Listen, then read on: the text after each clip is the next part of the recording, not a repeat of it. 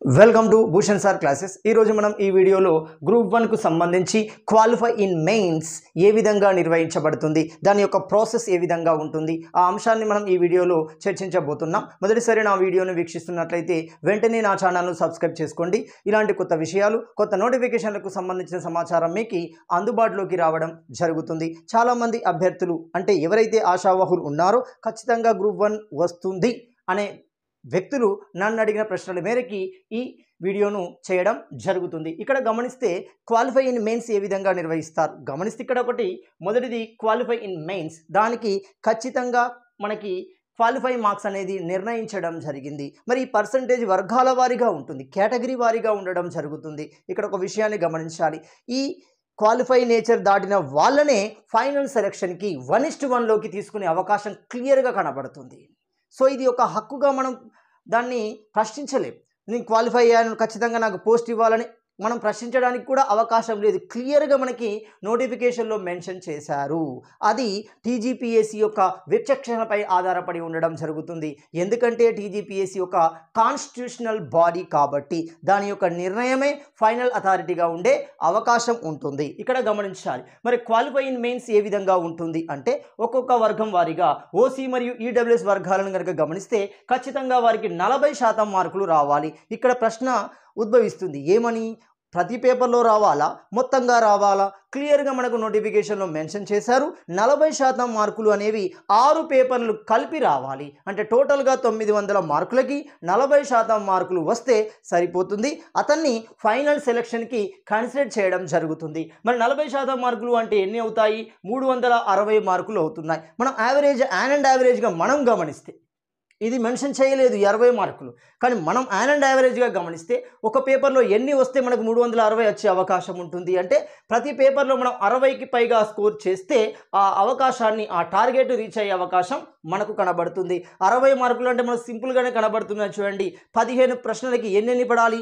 ప్రతి ప్రశ్నకు 4 మార్కులు పడాలి. అంటే 40% మార్కులు పడాలి. మెజారిటీ ఆఫ్ మార్కులు ఎంత ఉండవచ్చు అంటే దాదాపుగా 6 నుండి 7 మధ్య.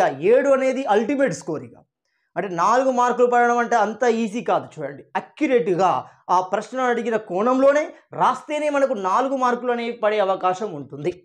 సో క్లియర్గా మనకి యావరేజ్గా ప్రతి పేపర్కి 60 మార్కులు వస్తే మనకు 360 వచ్చే అవకాశం ఉంది. కొంతమందికి ఒక పేపర్లో 100 రావచ్చు, రాదు అనడానికి లేదు.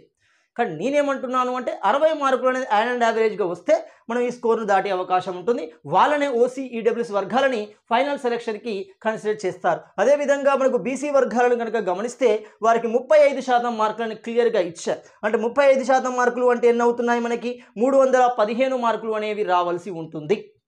అంటే యావరేజ్గా 6 పేపర్లను గమనిస్తే, సగటు గమనిస్తే 52.5 మార్కులు అనేది ప్రతి పేపర్లో దాటితే మనకు అవకాశం ఉంటుంది. ఖచ్చితంగా దాటాలని రూల్ లేదు. ఇక్కడ క్లియర్గా గమనించండి. మళ్ళీ మొత్తం 6 పేపర్లలో మొత్తం 900 మార్కులకి ఇంత రావాలి. మనం యావరేజ్గా తీసుకుంటున్నాం అంతే. ఇక్కడ గమనిస్తే మూడవది ఎస్సీ ఎస్టీ పిహెచ్ వర్గాలకు గమనిస్తే 30% మార్కులు అంటున్నాం. 270 అంటే యావరేజ్గా మనకు 45 మార్కులు రావాల్సి ఉంటుంది. అంటే ప్రతి ప్రశ్నకి 3 మార్కులు పడాల్సి ఉంటుంది. ప్రతి ప్రశ్న అటెంప్ట్ చేయాలి. ప్రతి ప్రశ్నకు 3 మార్కులు పడితేనే మనము ఈ స్కోర్కు వచ్చే అవకాశం కనబడుతుంది. చూస్తే సింపుల్ అనిపిస్తుంది 270, కానీ మనము లెక్కేస్తే అర్థమవుతుంది. చూడండి, దానికోసం చెప్పాను అంతే. ఇక్కడ గమనిస్తే రెండో అంశం ఏంటి? 6 పేపర్లు రాసి ఉండాలి. రెండో అంశం చూడండి, ఒక వ్యక్తిని ఫైనల్ సెలక్షన్కి మెయిన్స్ తర్వాత వచ్చే జిఆర్ఎల్ 1:2 లేదా 1:3కి వెరిఫికేషన్కి తీసుకోవాలి అంటే ఖచ్చితంగా ఆ అభ్యర్థి 6 పేపర్లు అటెంప్ట్ అయి ఉండాలి, ఇంగ్లీష్ పేపర్తో సహా. అంటే 7 అవుతాయి. చూడండి, అన్ని పేపర్లు అటెంప్ట్ అయి ఉండాలి. ఒకవేళ ఏదో ఒక పేపర్ రాయలేదు, కన్సిడర్ చేస్తారా అంటే చెయ్యరు. ఖచ్చితంగా అతడు డిస్క్వాలిఫై అయినట్టే. అతన్ని ఫైనల్ మెరిట్కి కన్సిడర్ చేయరు. ఇది బాగా గుర్తుంచుకోవాలి. అంటే ఖచ్చితంగా 6 పేపర్లు అపీర్ అయి ఉండాలి. సో ప్రతి పేపర్లో క్వాలిఫై అవసరం లేదు, ఇక్కడ గమనించండి. కానీ ఖచ్చితంగా 6 పేపర్లు అపీర్ అయి ఉండాలి. నెక్స్ట్ గమనిస్తే మూడవది ఏ విధంగా పోస్టును సెలెక్ట్ చేస్తారు, ఆ అభ్యర్థిని పోస్ట్కి ఏ విధంగా సెలెక్ట్ చేస్తారు అంటే 1 మల్టీ జోన్ పోస్టుల ఆధారితంగా, 2 స్టేట్ పోస్టుల ఆధారితంగా, 3 వెబ్ ఆప్షన్ ఆధారితంగా, 4 కేటగరైజ్డ్ ఆధారితంగా, 5 లోకల్ క్యాడర్ ఆధారితంగా. ఎందుకంటే 95% 5%, నాన్ లోకల్ 5% ఉంది చూడండి. వీటన్నిటిని కన్సిడర్ చేస్తూ వర్షానుక్రమంలో తీసుకుంటూ ఆ అభ్యర్థిని సంబంధిత పోస్ట్కి సెలెక్ట్ చేయడం జరుగుతుంది. 1:2 లేదా 1:3 రూపంలో వెరిఫికేషన్కి సెలెక్ట్ చేయడం జరుగుతుంది. అదేవిధంగా గమనిస్తే 4వ అంశం అత్యంత ముఖ్యమైన అంశం. సో ఇక్కడే చాలామంది అభ్యర్థులకు అవకాశం అనేది దొరుకుతుంది చూడండి. చాలామంది అభ్యర్థులకు అవకాశం దొరుకుతుంది చూడండి. ఏంటి అంటే మెడికల్స్ అంటున్నాం. మెడికల్ ఎవరికి ఎక్కువగా అంటే నోటిఫికేషన్లో కొన్ని పోస్టులకి ప్రత్యేకంగా మెడికల్ ఉండడం జరుగుతుంది. ఇక్కడ బాగా గమనించాలి. చాలామంది సో ఇక్కడ కన్ఫ్యూజ్ అవుతున్నారు చూడండి. ఏంటి అంటే 2 మరియు 9 అంటున్నాము. నోటిఫికేషన్లో 2 అంటే ఏంటిది డిఎస్పి అవుతుంది, 9 అంటే ఏంటిది ఎక్సైజ్ డిఎస్పి అవుతుంది. సో ఈ 2 పోస్టులకి మనకి మెజర్మెంట్స్ అనేవి ఉన్నాయి. హైట్ చెస్ట్తో కూడిన మెజర్మెంట్స్ అనేవి ఉన్నాయి. మహిళలకు ఖచ్చితంగా వెయిట్ అనేది కావాలి. ఏంటో గమనిస్తే ఇక్కడ సాధారణ అభ్యర్థులకి 165 సెంటీమీటర్స్ అనేది ఉండాలి హైట్. దానికన్నా తక్కువగా ఉంటే అతన్ని కన్సిడర్ చెయ్యరు. వెబ్ ఆప్షన్లో పెట్టుకున్నప్పటికీ దాన్ని కన్సిడర్ చెయ్యరు. బాగా గమనించండి. సార్ నేను హైట్ లేకున్నా కూడా వెబ్ ఆప్షన్లో నేను డిఎస్పీకి ఇచ్చాను సార్, నాకు అసలే పోస్ట్ ఇవ్వాలంటే అవసరం లేదు, ఇబ్బంది పడకండి. మీ హైట్ని కన్సిడర్ చేసినప్పుడు ఒకవేళ వాళ్ళు దీన్ని చూసుకోరు.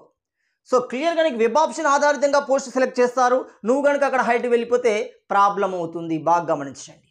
కాబట్టి మీకు ముందే వెబ్ ఆప్షన్ ఇచ్చే ముందే మీరు ఒక కన్సర్న్డ్ అథారిటీతో కానీ మీరు సంబంధిత ఏరియా హాస్పిటల్లో కానీ వెళ్ళి ఒకసారి చెకప్ చేసుకోండి, మెజర్మెంట్ చెకప్ చేసుకోండి. చేసుకున్న తర్వాత వెబ్ ఆప్షన్లో ఇచ్చే ప్రయత్నం చేయండి.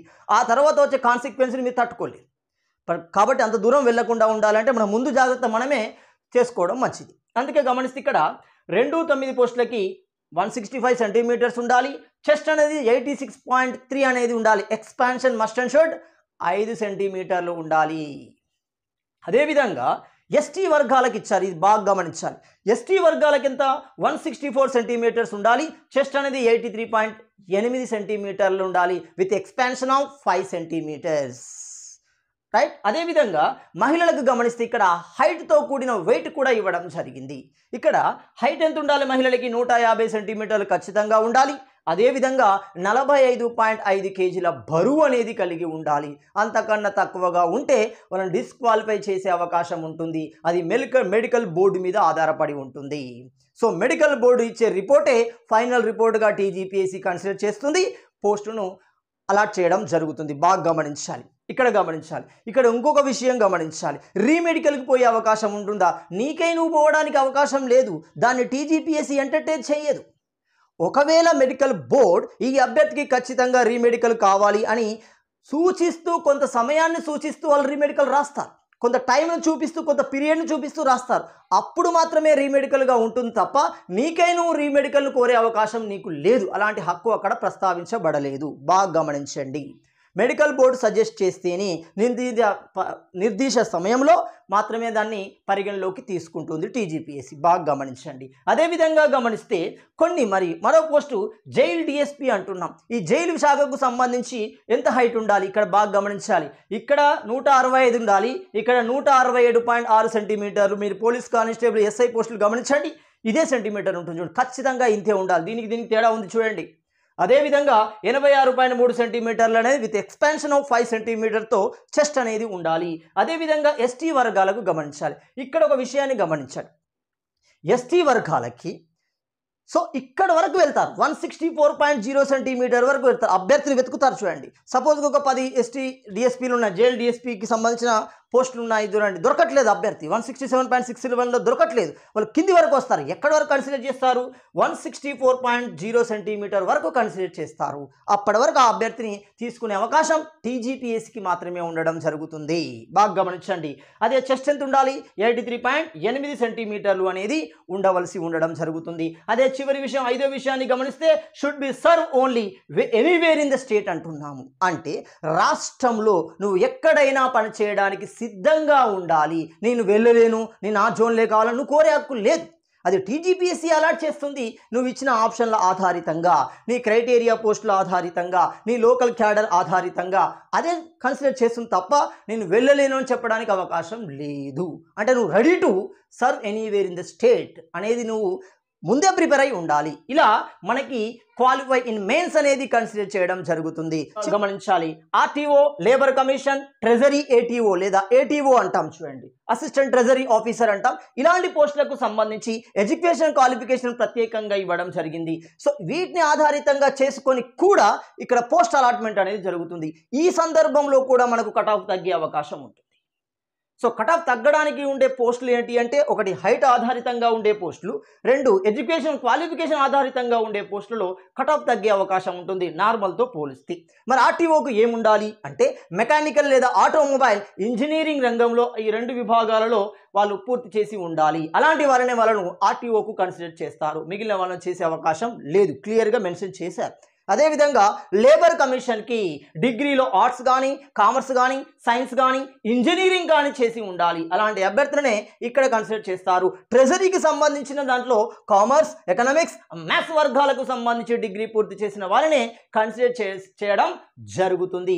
ఈ విషయాన్ని అభ్యర్థులు ఖచ్చితంగా గుర్తుంచుకోవాలి. దీని ఆధారితంగానే మీరు వెబ్ ఆప్షన్ ఇచ్చే సందర్భంలో వీటిని మీరు బ్రెయిన్లో ఉంచుకొని వెబ్ ఆప్షన్ ఇవ్వవలసి ఉంటుంది.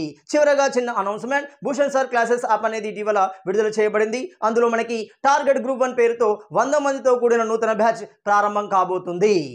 సో దీనికి సంబంధించి యాప్ స్టోర్లోకి వెళ్ళి భూషణ్ సార్ క్లాసెస్ యాప్ని డౌన్లోడ్ చేసుకోగలరు. Thank you.